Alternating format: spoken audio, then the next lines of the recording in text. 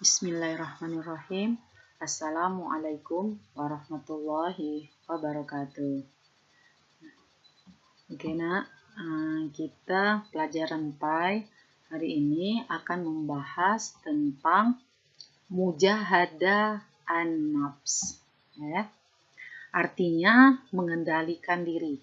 Ini mengendalikan diri tidak ada di dalam Quran surat Al-Anfal. Surat Al-Anfal itu surat ke-8 ayat 72. Ini ya. Nah, nanti bisa dibuka di Qurannya di rumah masing-masing, nah ya. Nah, ini artinya terjemahan dari surat tersebut. Jadi bagaimana mengendalikan diri ya, mujahadah tadi. Artinya ini, sesungguhnya orang-orang yang beriman dan berhijrah serta berjihad dengan harta dan jiwanya pada jalan Allah, dan orang-orang yang memberikan tempat kediaman dan memberi pertolongan kepada muhajirin. Mereka itu satu sama lain saling melindungi. Ya. Dan terhadap orang-orang yang beriman tetapi belum berhijrah, maka tidak ada kewajiban sedikit pun bagimu melindungi mereka sampai mereka berhijrah.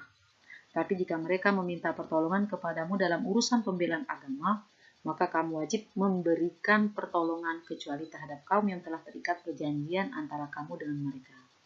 Dan Allah Maha melihat apa yang kamu kerjakan. Pernah dengar kan kaum muhajirin ya nak ya? Kaum muhajirin bagaimana dalam sejarah itu dipersaudarakan dengan kaum Ansor.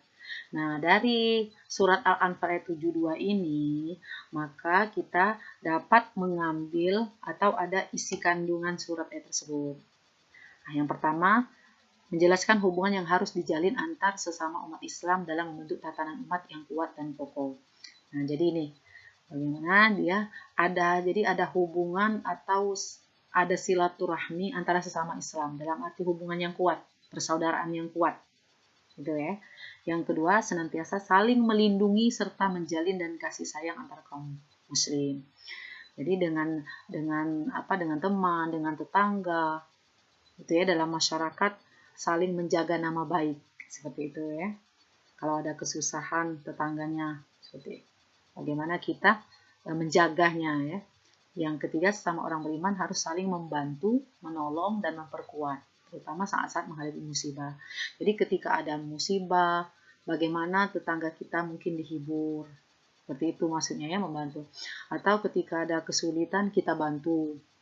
Kita bantu bisa dengan duit atau dengan uang, dengan harta. Tidak ada uang dengan tenaga.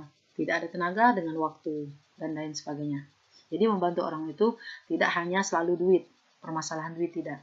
Kita bantu dengan mungkin jalan keluar, memberikan solusi ya. Yang keempat, mungkin harus melakukan kontrol diri untuk tidak saling berdebat. Nah, jadi ini bagaimana seseorang itu menahan amarahnya, tidak mudah marah, tidak mudah bentar-bentar berselisih paham, akhirnya ego yang didahulukan. Itu salah nak ya. Yang kelima, keberhasilan dan kesuksesan sangat dipengaruhi oleh komitmen yang tinggi. Jadi kita punya ikhtiar yang sungguh-sungguh sehingga kita dalam masalah kebersamaan dengan teman, dalam keluarga, suka dan duka itu kita tidak mudah, maksudnya dalam arti tidak mudah marah. Akhirnya kita memanage, memanage emosional kita dengan baik. Yang keenam, perlunya umat melakukan hijrah. Nah, tadi hijrah itu sebetulnya artinya berpindah, tapi bukan dalam arti bagaimana beralih dari sifat baik menjadi sifat buruk. Beralih dari sifat buruk menjadi sifat baik. Misalkan dulu yang ceweknya tidak berjilbab, sekarang mulai berjilbab. Yang cowoknya dulu tidak rajin sholat Jumat, sekarang rajin sholat Jumat. Nah, maksudnya gitu ya. Nah, ini dalam hadis juga ada dari Abu Hurairah radhiyallahu anhu, Rasulullah SAW bersabda, orang yang kuat bukanlah orang yang biasa menang saat bertarung, tetapi orang yang kuat adalah orang yang mampu mengendalikan hawa nafsunya. Nah, ini diriwayatkan oleh Bukhari Muslim. Ya. Jadi bukan yang menang, selalu menang, gagah perkasa itu orang yang kuat, tidak. Tetapi bagaimana dia bisa memanage nafsunya atau mengendalikan nafsunya ketika marah. Sulit ini, tetapi bukan berarti kita tidak bisa ya nak ya. Dicoba. Nah, makna hadis, Islam memberikan pengertian yang berbeda tentang siapa orang yang dapat diberikan julukan. Itu ya. Kalau mungkin dalam bahasa Indonesia orang yang kuat itu orang yang badannya besar, masih muda, tapi dalam Islam berbeda. Ya. Kedua, pentingnya kontrol atau mawas diri ketika mengikuti kehidupan. Dalam hal apapun, dihadapkan kepada siapapun, dalam suasana apapun, kondisi apapun, kita tetap bisa mengontrol diri. Kemudian, kebenangan dan keberhasilan hanya dapat diraih oleh orang-orang yang mampu mengendalikan diri. Penting sekali ya, mengendalikan diri itu. Nah, itu ya nak ya,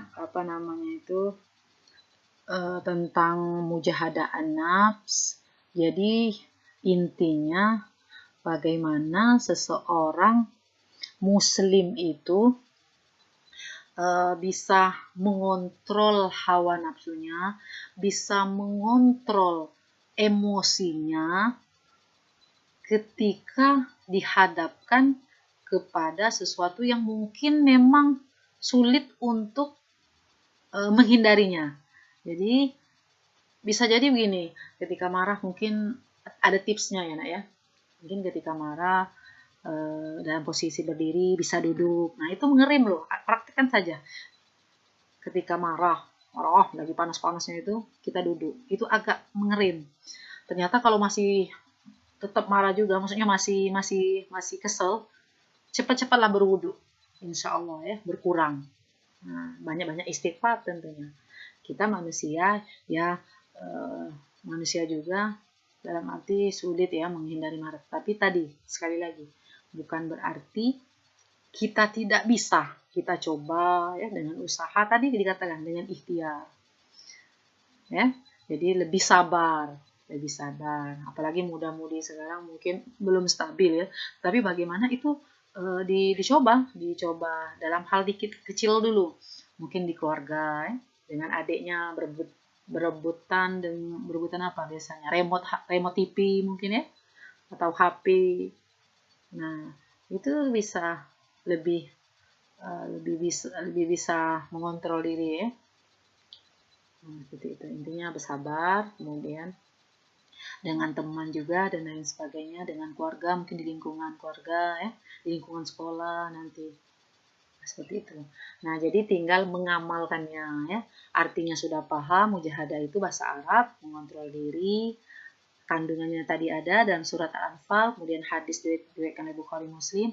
Sekarang tinggal kita, nah ya, ibu juga, bukan untuk kalian saja, untuk ibu juga, mulai kita menerapkan atau mengaplikasikan kontrol diri ini. Penting ini, ya, karena biasanya kalau lagi marah itu setan cepat masuk, akhirnya mempengaruhi, membisikkan yang lain-lain. Nah itu yang bahaya.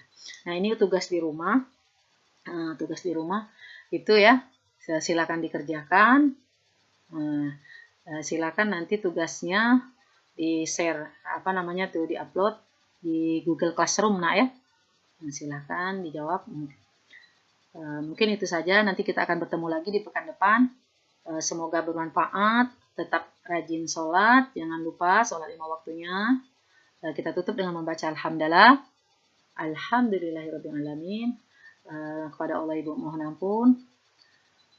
Kepada kalian mungkin banyak khilaf kata dan lain sebagainya, Ibu minta maaf. Assalamualaikum warahmatullahi wabarakatuh.